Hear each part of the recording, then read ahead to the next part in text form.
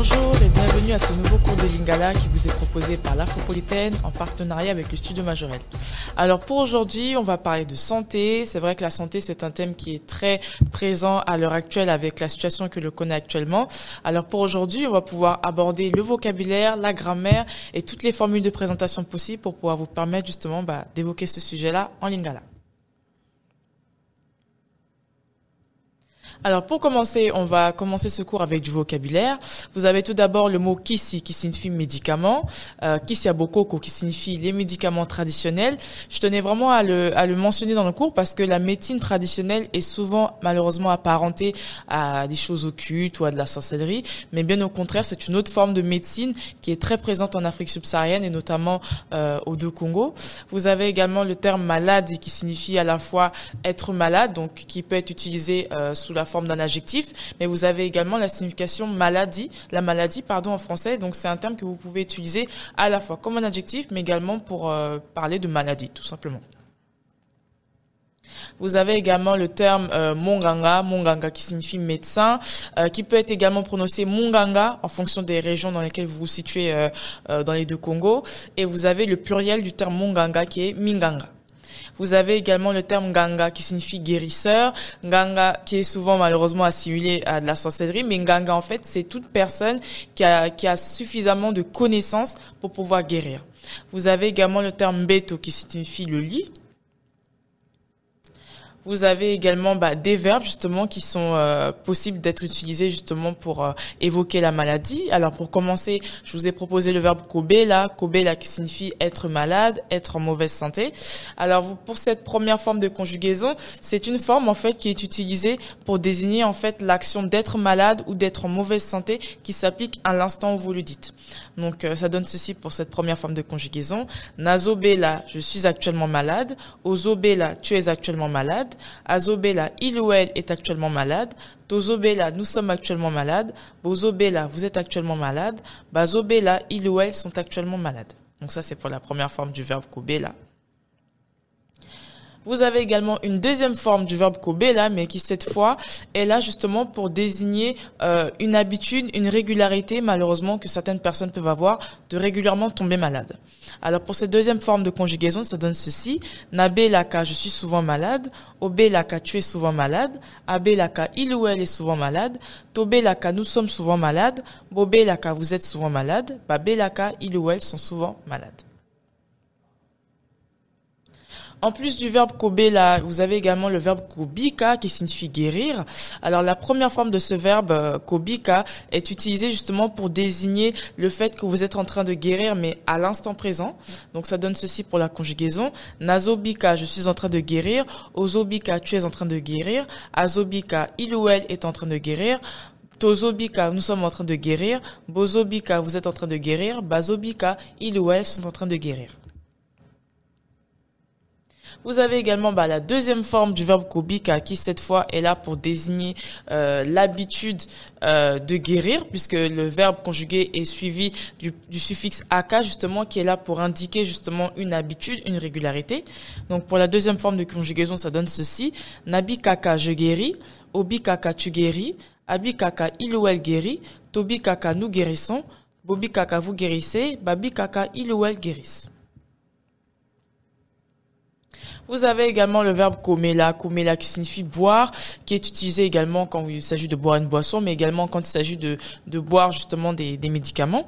Donc cette première forme, comme pour les verbes précédents, cette première forme de conjugaison est là pour désigner l'action de boire à l'instant présent. Ça donne ceci: nazomela, je suis en train de boire. Ozomela, tu es en train de boire. Azomela, il ou elle est en train de boire. Tozomela, nous sommes en train de boire. Bozomela, vous êtes en train de boire. Bazomela, il ou elle sont en train de boire. Comme d'habitude, on a également une deuxième forme qui est là pour indiquer cette fois le fait que c'est une régularité, une habitude de boire un certain nombre de choses. Donc ça donne ceci: namelaka, je bois. Omelaka, tu bois. Amelaka, il ou elle boit.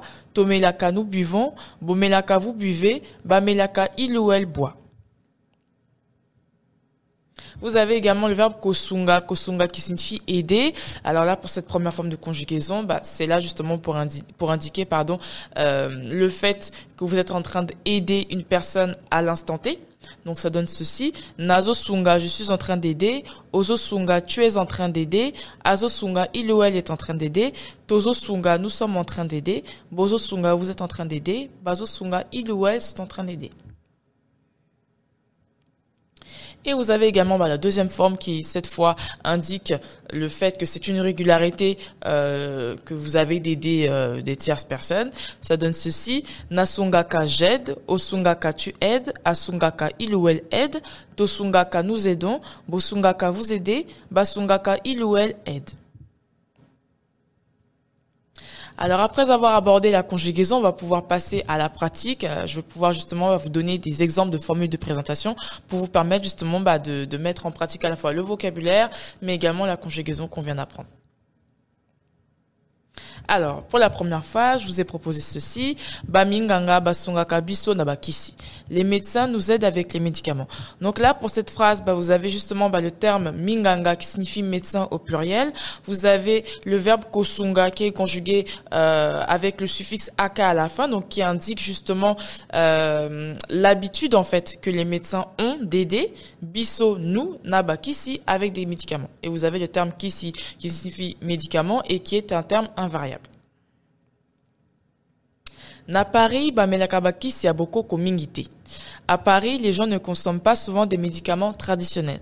Alors, vous avez la préposition na qui signifie justement à ou en, qui est justement une préposition qui indique justement le lieu. Vous avez également le verbe komela qui est conjugué à la troisième personne du pluriel avec le suffixe aka à la fin qui indique justement l'habitude que les personnes ont de ne pas boire des médicaments traditionnels.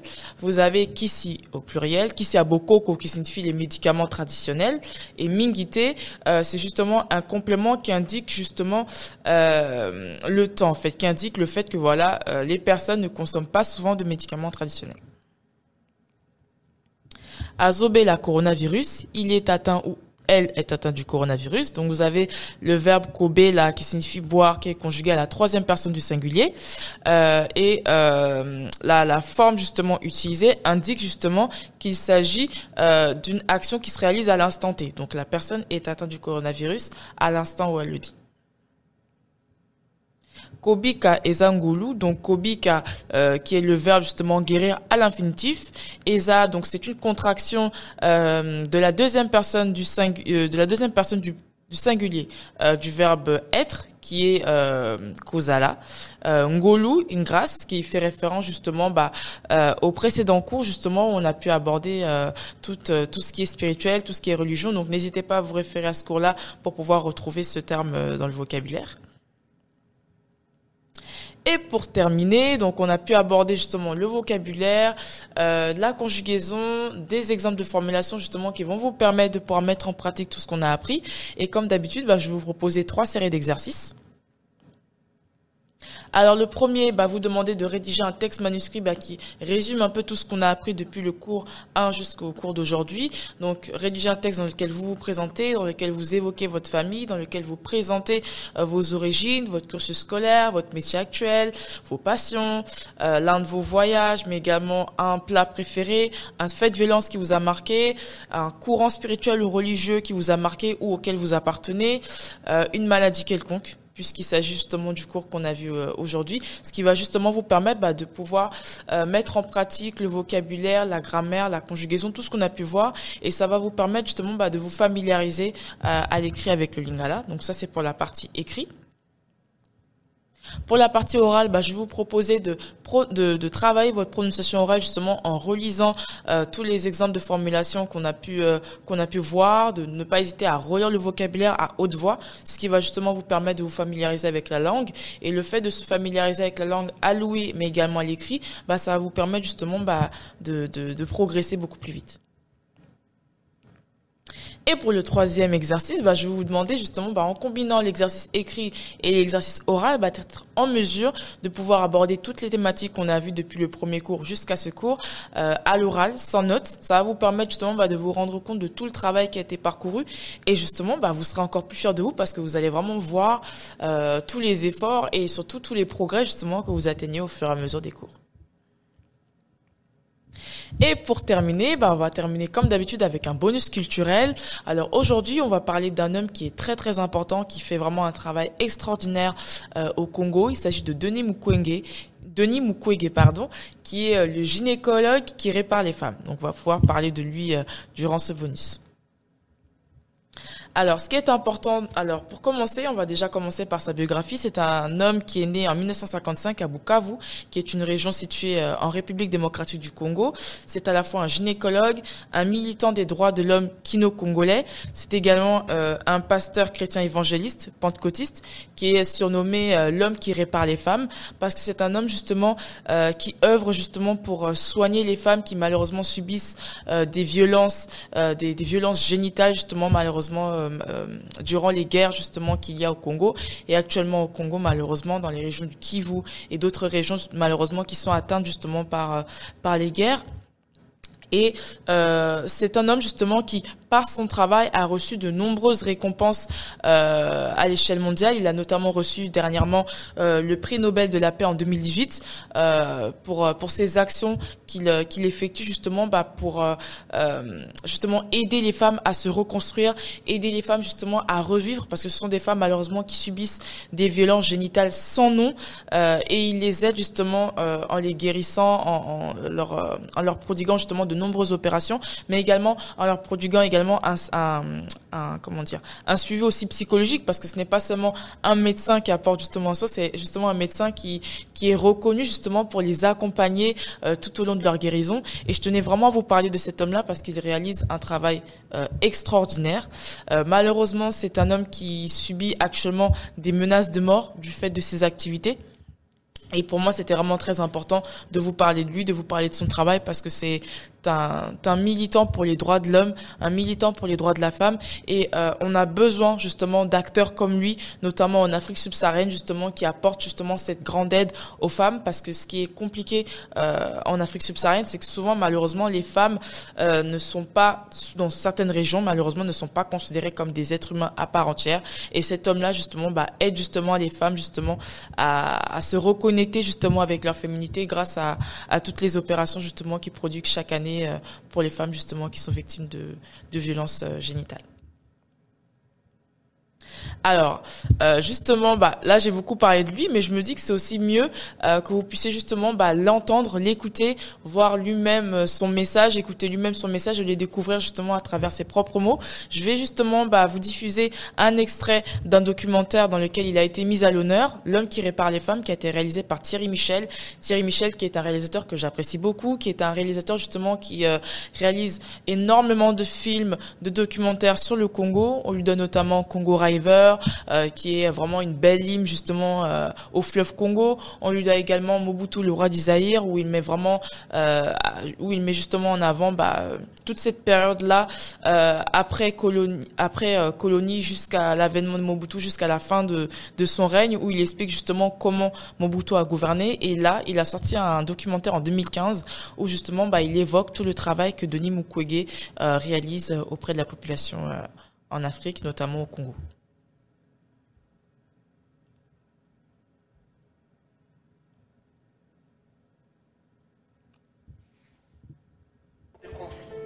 Les batailles se passent sur le corps des femmes.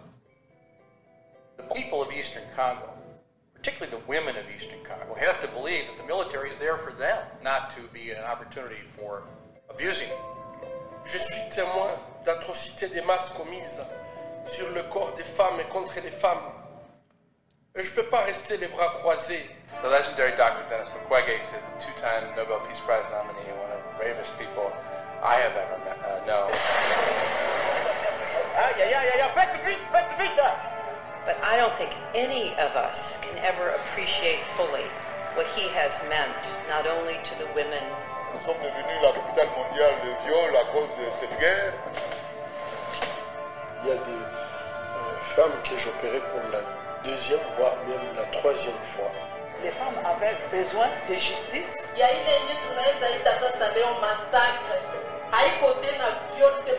Nous voyons ce que même un œil de chirurgien ne peut pas s'habituer de voir.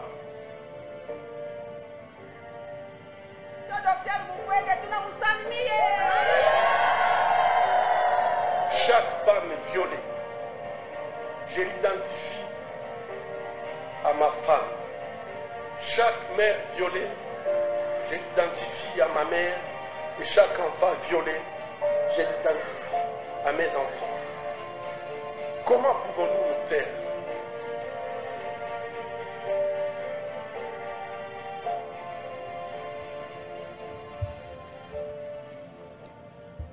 Donc voilà, donc c'était justement un extrait justement de la bande-annonce du documentaire L'homme qui répare les femmes, qui met justement Denis Mukwege à l'honneur, qui montre justement tout le travail qu'il effectue justement pour accompagner ces femmes, pour les soigner tout jusqu'à leur guérison, et surtout toutes les difficultés auxquelles il est confronté justement dans le cadre de son travail. Et donc du coup, c'est vraiment un documentaire que je vous recommande, qui est vraiment d'utilité publique.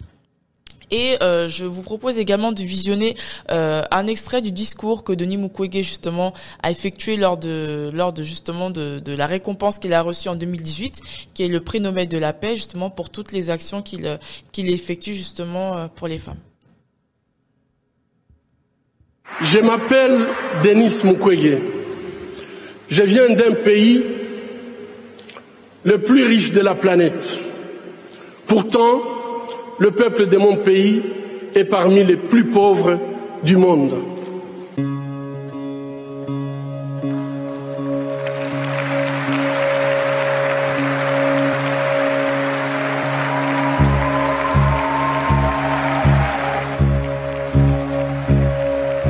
La réalité troublante est que l'abondance de nos ressources naturelles, or, coltan, cobalt et d'autres minéraux stratégiques, alimente la guerre, source de la violence extrême et de la pauvreté abjecte en République démocratique du Congo.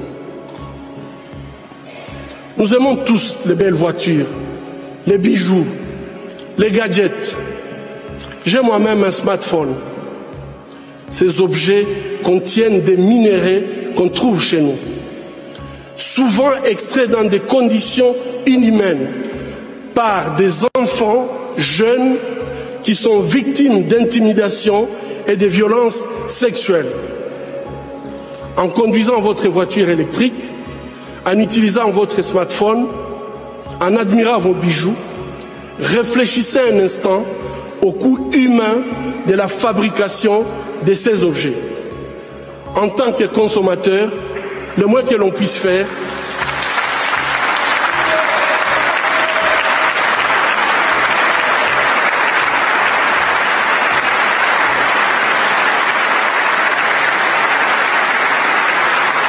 fermer les yeux devant les drames, c'est être complice.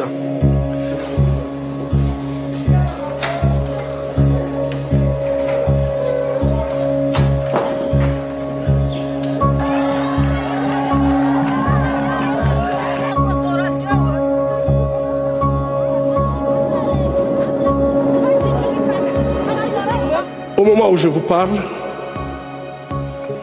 un rapport est en train de moisir dans les tiroirs d'un bureau à New York. Il a été rédigé à l'issue d'une enquête professionnelle et rigoureuse sur les crimes de guerre et les violations des droits humains perpétrés au Congo. Cette enquête nomme explicitement des victimes, des lieux, des dates, mais élude les auteurs. Ces rapports du projet Mapping établi par le Haut Commissariat des Nations Unies aux droits humains décrit pas moins de 617 crimes de guerre et crimes contre l'humanité et peut-être même des crimes de génocide. Qu'attend le monde pour qu'ils soient pris en compte?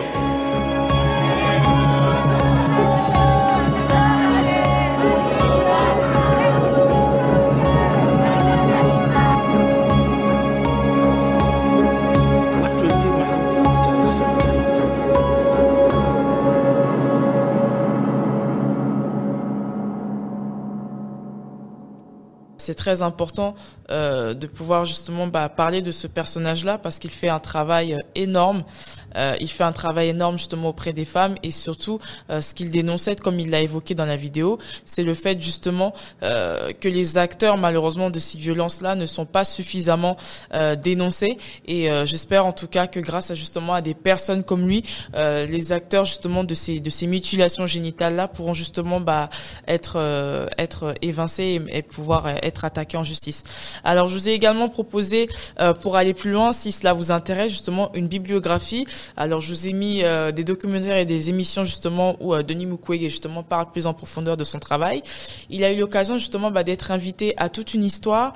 Donc l'extrait, toute l'émission justement où il a été invité par l'émission Toute une histoire est disponible sur YouTube. Donc c'est Denis Mukwege, 1 euro pour les femmes. Vous avez également une autre vidéo qui est également disponible sur YouTube. Denis Mukwege et les violences sexuelles sont une arme redoutable.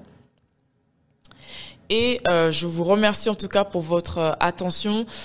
N'hésitez pas à évoquer ce sujet-là autour de vous. C'est vrai que c'est malheureusement un sujet qui n'est pas vraiment évoqué dans les médias, mais plus on sera nombreux justement à être au courant, plus on pourra sensibiliser le plus grand nombre sur cette question.